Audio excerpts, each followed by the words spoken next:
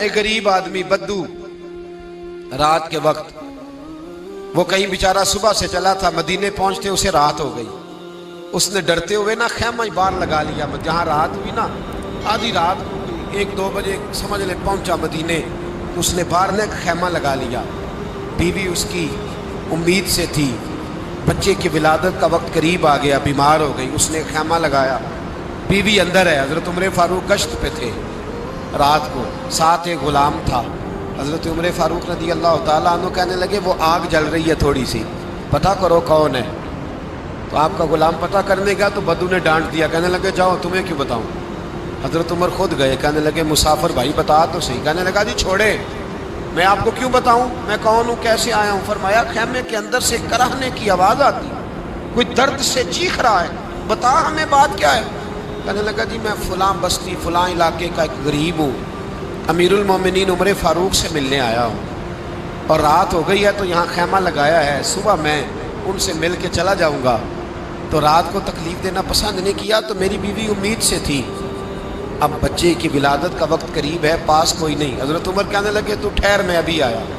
چہرے پہ نقاب ہے، اسے بتایا نہیں میں ہی امیر المومنین. عمر دوڑے گئے، اپنی زوجہ سے کہنے لگے اگر تجھے بہت بڑا اجر مل رہا ہو تو حاصل کرے گی. کہا کروں گی. تو کہنے لگے چل پھر میرے ساتھ، بہت بڑا اجر ہے. ایک دوست کے ہاں ولادت کا وقت ہے، ضرورت کی چیزیں ساتھ لے لو. اس عورت نے تھوڑے دانے لے لیے، گھی لے لیا. حضرت عمر سے کہنے لگی لکڑیاں اکٹھی کر لیں. امیر المومنین کونسلر کی بات نہیں بتا رہا، میں آپ کو ایم پی اے کی بات نہیں بتا رہا، ایم این اے کی بات نہیں بتا رہا، جو 10 گاؤں کو ملا کے چیئرمین بنا ہے اس کی بات نہیں بتا رہا. اس کی بات بتا رہا ہوں جو 22 لاکھ مربع میل کا حکمران ہے. اس کی بات بتا رہا ہوں جو گلی سے گزرے تو شیطان رستہ ہی بدل جاتا ہے. اس کی بات بتا رہا ہوں جس کے بارے میں میرے مصطفیٰ کریم صلی اللہ تعالیٰ علیہ وآلہ وسلم نے فرمایا میرا عمر تو وہ ہے کہ 950 سال حضرت جبریل بھی اس کی شان بیان کرے تو عظمت ختم نہیں ہوتی. اتنا بڑا شخص. حضرت عمر نے لکڑیاں اکٹھی کی، اینٹوں کا روڑے لے کے چولہا بنایا، پہنچ گئے. آپ کی زوجہ کہنے لگی یہ تھوڑے دانے ڈال لیں، گھی ڈال لیں اور ایک لکڑی لے کے اس کو ہلائیں، تیار کریں. خود زوجہ اندر چلی گئی. حضرت عمر بار پکانے لگے. وہ بدو کہتا ہے میں اس طرح کا ان کے ساتھ بہیو کرنے لگا جیسے کو کسی چوکیدار کے ساتھ نہیں کرتا. میں نے سمجھا یہ عمر نے چوکیدار رکھے آنے جانے والے مہمانوں کا. میں کبھی پانی کا پیالہ مانگتا، کبھی کوئی بات، عمر دوڑے جاتے، کبھی پانی لاتے. او مسلمانوں، او میرے رسول کے غلاموں عزیزو. حضرت عمر فاروق وہ غلام کہتا ہے میں عمر سے کہتا، میں کہتا غلام پانی لا تو عمر دوڑ کے پانی لاتے. میں کہتا تجھے گھی پکانا بھی آتا ہے، پہلے بھی کبھی پکایا ہے؟ تو عمر فرماتے کوشش تو کر رہا ہوں. میں کہتا پہلے بھی کبھی تیری بیوی نے یہ کام کیا ہے؟ تو حضرت عمر کہنے لگے مجھے یاد نہیں، پوچھ کے بتاؤں گا. کہتے ہیں کیا رنگ تھا، کیا انداز تھا، کیا مصطفیٰ کی تربیت تھی، کیا انداز حضور نے سکھائے غلاموں کو. یہ کس طرح کا امیر ہے کہ یہ ہنڈیاں پکا رہا ہے، پھونکے مار رہا ہے ایک غریب کے لیے، دیہاتی کے لیے جسے جانتے بھی نہیں.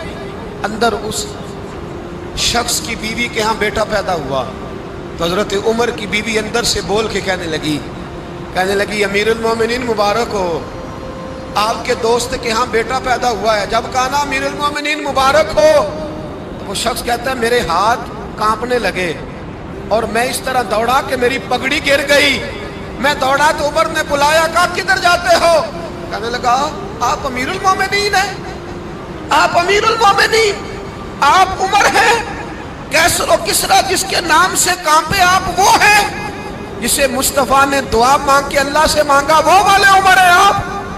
جس کے لیے علی المرتضیٰ فرماتے ہیں میں روز دعا کرتا ہوں، وہ والے عمر ہیں. جس کے بارے میں ابو بکر صدیق نے فرمایا تھا کہ میں اللہ سے کہوں گا مولا جو تیرے محبوب کی امت کے حق میں سب سے بہتر تھا میں اسے خلیفہ بنا کے، وہ والے عمر ہیں. عمر امیر المومنین کی بیوی وہ تو خاتون اول ہوتی ہے، وہ تو ملکہ ہوتی ہے، اور تیری بیوی دائی بن کر ایک غریب کے بچے کے پاس بیٹھی رہی ولادت کے وقت.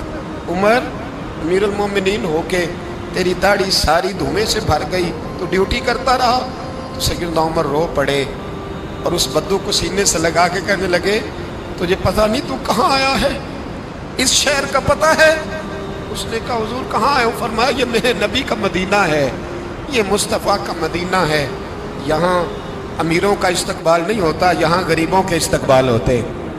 یہاں حضور نے اس اسٹیٹ پہ میرے رسول پاک نے وہ والا رنگ دیا ہے کہ اب غریب سر اٹھا کے جینے لگے ہیں، اب مزدوروں کو عزتیں ملنے لگی ہیں، اب یتیموں نے سر اٹھا لیا ہے کہ ہمارا کوئی سننے والا